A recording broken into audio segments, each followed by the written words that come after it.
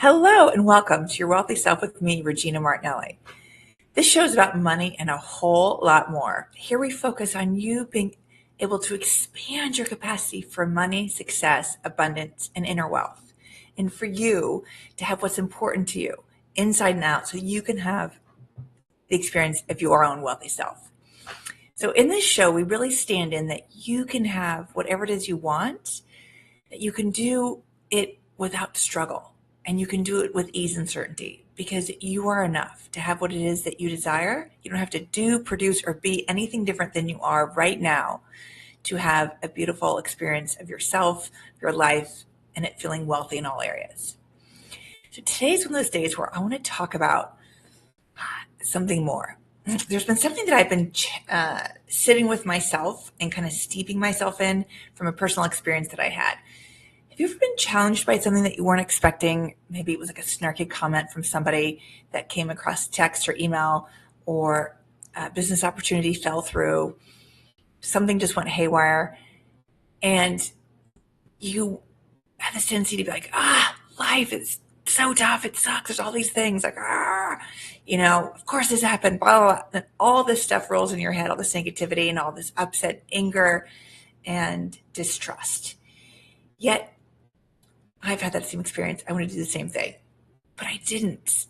I didn't go down that path of responding back or being angry and turning against myself. Like, of course this happens to me because, thoughts of unworthiness or undeserving. I didn't turn against the world, the universe of like, it's out to get me. Although those places are so easy to go. And in the moment they feel good, and letting that steam or that bit of anger out. What I did do is I got curious. Why was this challenge, this business opportunity that was falling apart, why was it so upsetting? And I realized I had lots of fear locked up in it. And it's so easy to be like, oh, there's fear. Like I fear. And then we get angry when we feel fearful because it's almost an instant reaction. Because when we're fearful, it usually means that something, or when we're angry, there's something that we value that we're afraid we're going to lose. And there's that fear of losing it, right? So when I sat with this challenge, this isn't just a small challenge, it's kind of a big challenge, a big change. I thought to myself, what am I afraid of here? And I sat with it, all the feelings and all the stuff. And it was, oh my God, I'm afraid. What am I afraid of? Let's get more specific, because it's so easy to stand in the fear, but the fear can be so general and so overwhelming and so uncertain that we just want to shy away and resist it, versus actually getting curious and digging a little bit deeper. And when I realized, oh, wait a second, it feels like if this doesn't happen, my survival's at stake. Like there's income that's going to go away. There could be problems with, the things you need to use that income for, whether it's paying bills or living your life, or the things you've promised yourself or promised another vendor. And I realized, oh, I am tying all of that to my entire life. I'm tying this one opportunity to my entire life. And it felt like, oh, my survival. But it didn't feel like, oh gosh, I'm going to lose money in the bank. It felt like actually my life was at stake, my survival, which is so much more creature neurology, so much more an innate instinctual response and not rational. It's from your critter brain, which is the reptilian brain at the base of your skull, and not from your conscious cerebral cortex executive functioning brain that has to do with how you vision the future, consequences, decisions, making your life better. This just has to do with survival. So this part was totally lit up.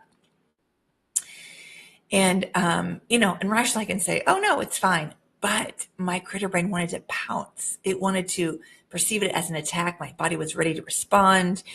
And it wasn't my rational brain, but it was responding with like fear, overwhelm, all of that kind of stuff. But again, I started to play with, what if it's not an attack? What if it's not personal to me? Especially if it's a communication from somebody. As we know, people are inside their own perceptions about how life is, and it's just an illusion. Um, they're reacting to their perceived limitations and challenges, and we are the target for that pent up frustration or energy to come out, right? It's really not about us personally, but it feels really personal because they're directing it directly at us.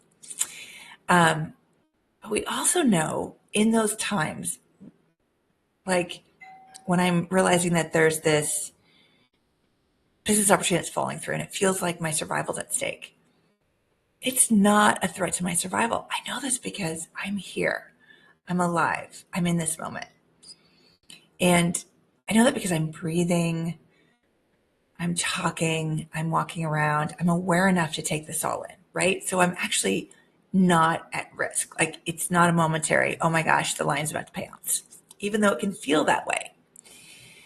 And one of those things in dealing with other people with this is they have a right to their perceptions of how they experience life. They have a right to that, even if we can see it as not the truth, because we have a right to ours. And other people can see ours, it's not always the truth either. So what I'm trying to say is you have every right to be just as you are, and they have a right to be just exactly as they are, even if we want them to be different, even if we think they should be different. And it's not an attack on you. And actually, it's not even relevant to your experience of yourself. It's their experience of themselves in the world, not yours. Does that make sense? So sitting with this and realizing, oh, that person's challenge, and then with this business situation is not my experience, and it doesn't have to be relevant to my experience. I don't have to take on their challenge. I don't have to take on their emergency. I don't have to take on their perceptions. So I decided to go a bit deeper. I'm like, okay, that sounds like stuff we read about, we talk about. Okay, great. So if this is not an attack, if this is not an attack on me, then maybe it's not even relevant to my experience.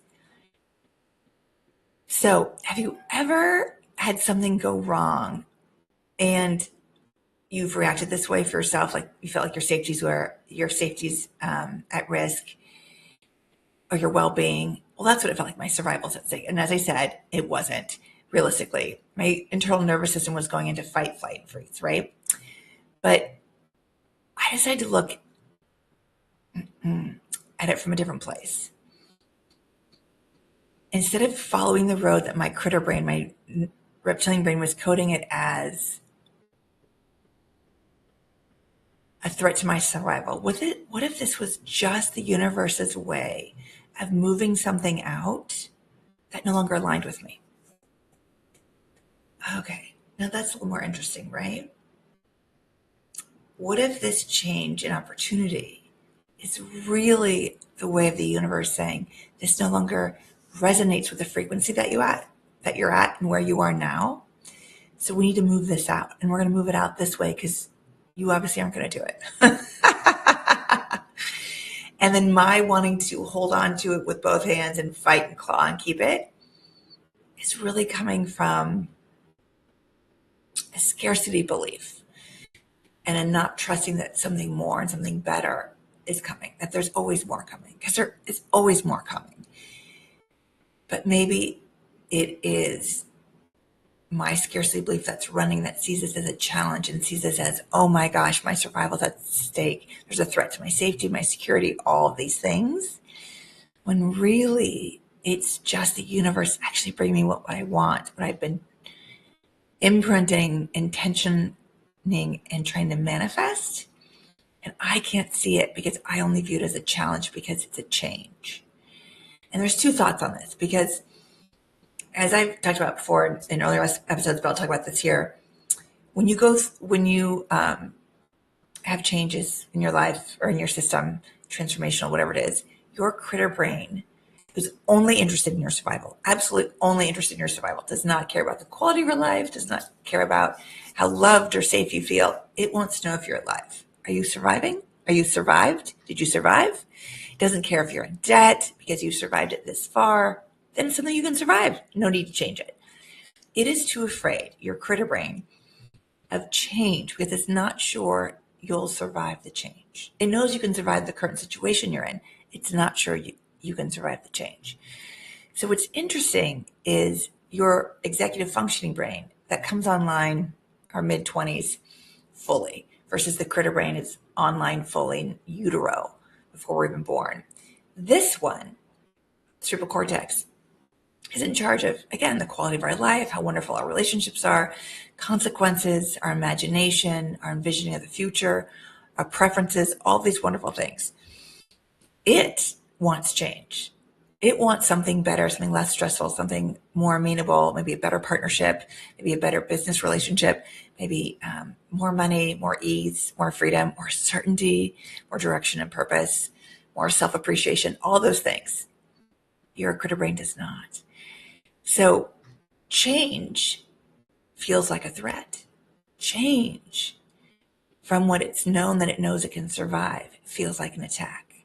It can feel like the world is crumbling. It can feel like overwhelm, uncertainty. It can feel like panic. It can feel like all these things that put us in fight, flight, freeze.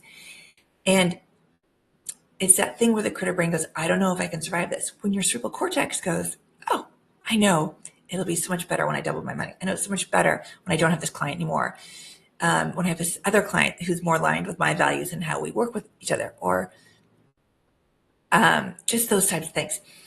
But the critter brain doesn't see that because it doesn't deal in quality of life. It only deals when if you're alive or dead. It wants to know if you're alive or you're dead. And if you've survived a lot of stress in your life, like in your childhood, if you survived and been through a lot of emotional instability in your household, all of that struggle, stress, then your critter brain at some point goes, oh, you can survive this. And you're still alive.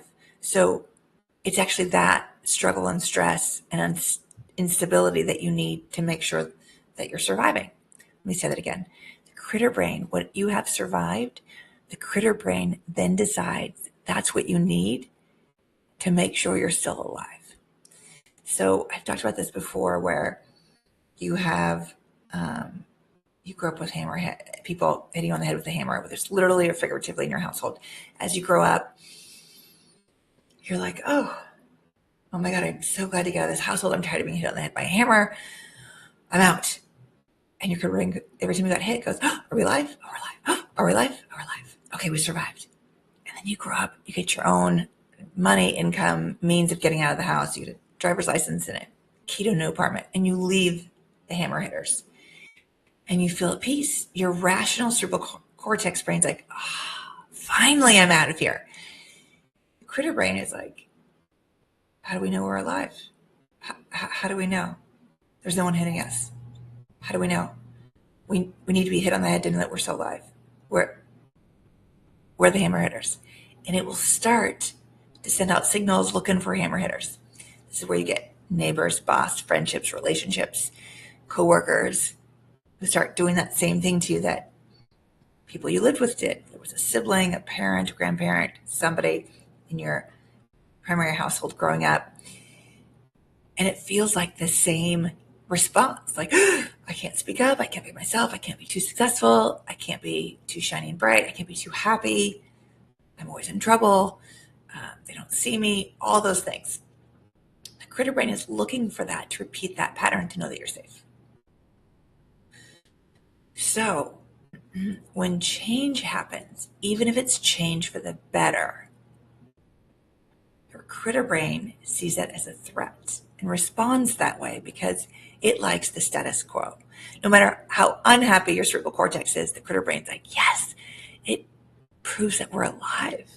Yet you know you can survive more income. You can survive a loving partnership as you've dreamed. You can survive a much better boss or a business who has stable income. You know you can survive a happier neighbor, a joyful roommate. You can survive all of that. And it would actually be wonderfully pleasant. But the critter brain doesn't. So it resists change on purpose. Now, this isn't a flaw. This is just how your brain's designed. This is what your brain does as part of a way to keep you surviving. So this is one of the things we work on. You got to work on to give your critter brain more options on its menu that it can survive, so that it realizes it can survive those new and better options, and then start to send signals out to create more of that experience. I love the example of, if you go up in a small little town, there's one restaurant and you've only got soggy bread, soggy moldy bread, or soggy moldy bread that's cold. Those are your three options. And that's what your brain is searching for and sorting for and filtering for through that particular activating system, the RAS. Then how able are you going to be able to see a beautiful vegetable soup or a taco salad or whatever it may be, bowl of fruit, fresh fruit? You're not. You're going to see soggy bread, soggy moldy bread, or cold soggy moldy bread. So, because that's what the critter brain knows you can survive, and it thinks anything outside of that is too much of a threat to your survival for it to even try it on. So it's all about acclimating to new options and new options and new options. So again, when, like the experience I had where this business situation was falling apart, part of me was like, and I went, wait a second. As I kind of dug into, and I mean, really asking yourself those questions. If you can remember a time like that for yourself, where you felt like, oh my God, it's the end of the world, or oh my God, I'm in panic, or it's overwhelming. Like, what is it that's actually physically going on in your body? Where's the sensation? Chest, belly, teeth, ears, shoulders, neck, legs, hands. Where is it? What is that sensation? Is it heat? Is it shivers? Is it tingles? Is it anger? Is it fear? Is it overwhelm? And if it's fear how? Fear of survival, fear of being seen, fear of it's too much. Anger how so? And anger at whom? Or fear of whom or what, right? Asking those questions of yourself and going more deeply into it, because it's so easy to be general. And when we're general, then we react as if it's all of life coming at us versus, because I did this once. I noticed I had this whole wave of fear happening. I forget what it was. I was just driving and I was like, oh gosh, I'm afraid of this. I wish I could remember the exact example. I remember what happened afterwards, what I was afraid of, but I don't remember what I was afraid of. But I remember feeling this fear and going, wait a second, what am I really afraid of? And I remember all of a sudden it hit me like, oh, you're afraid of being seen. And I went, oh, well, whose fear is that originally? Is that my fear or somebody else's? Like, was that my great-grandmother's? Was that my great-great-great-grandfather's? Like, whose fear was that originally? Because it does change things. It does change things. And is that fun? And it's one of those things where as soon as I realized it wasn't my fear originally, it actually dissipated. So sitting with and getting curious about that fear, and then realizing, okay, what if this isn't an attack? You don't have to say it's not an attack, because then you're kind of in resistance if you don't really feel that way. But what if you play in it? Because playfulness is where the magic happens. That's where transformation really moves with velocity. So what if you were to say, okay, let's play with this. I'm feeling overwhelmed. I'm feeling this fear. I'm feeling this. What if this isn't an attack? What if I decline to perceive it as an attack? And it's my critter brain letting me know it doesn't want change. What am I really afraid of? Whose fear is this? And what is really going to happen? What am I afraid is going to happen?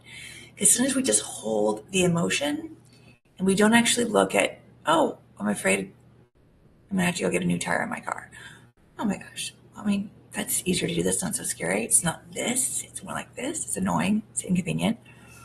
It costs a little money, but it's not this, right? So there's a piece here where I want to underline when it feels like this and the fear is generalized, it's this big, a lot of times it's because it's a version of us, a much, much younger self, much, much younger version of us that was really scared from our home environments, from something that happened in our childhood, most likely under the age of 6.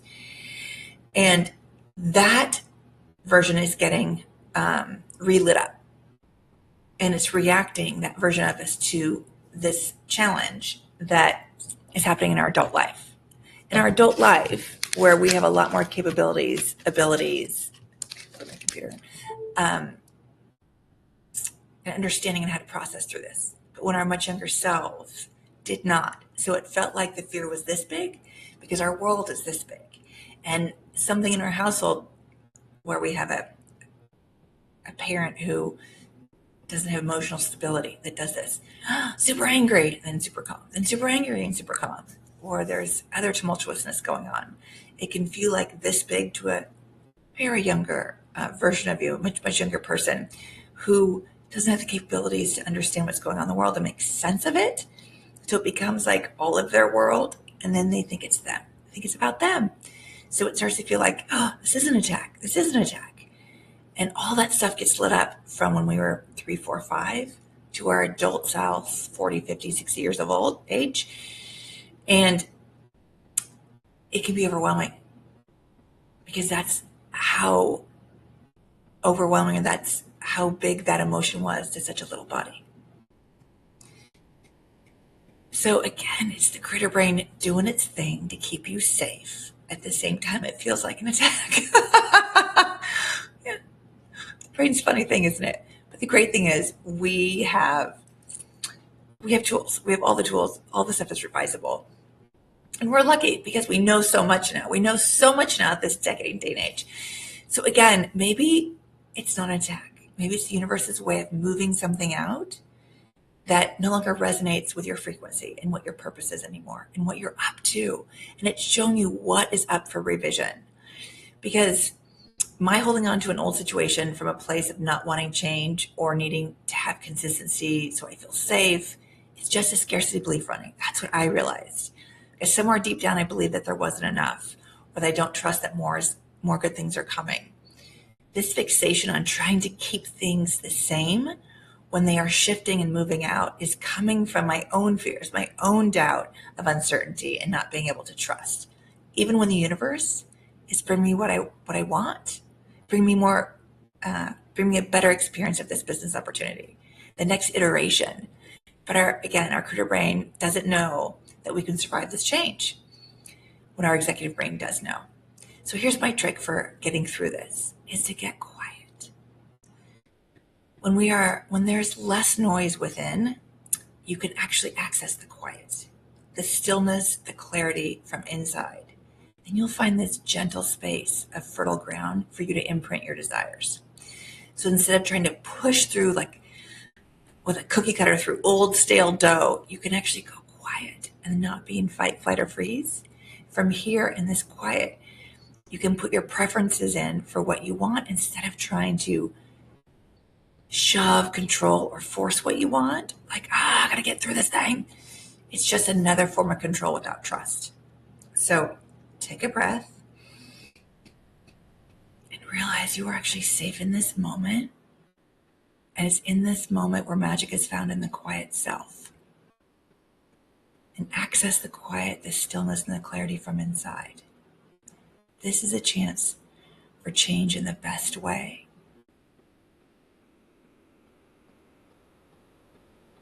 And in the allowing this to be what it is, you can get quiet and imprint your desires in the quantum field for what you want now. So I recommend it's like getting quiet, closing your eyes, dropping into your heart, and taking a breath from your heart space.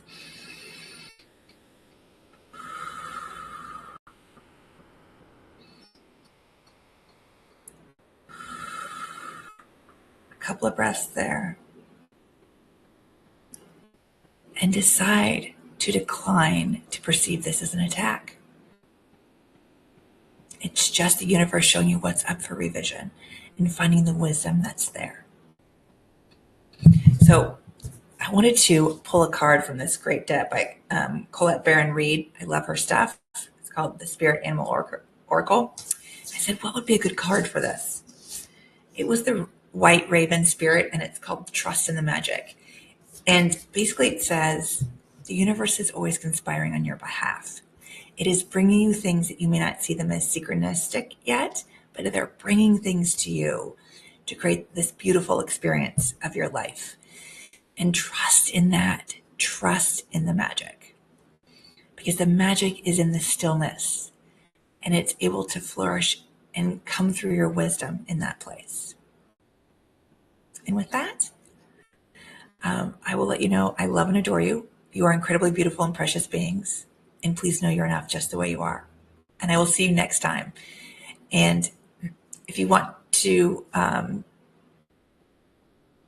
if you have questions, please email me at yourwealthyself@e360tv.com. And we will see you then.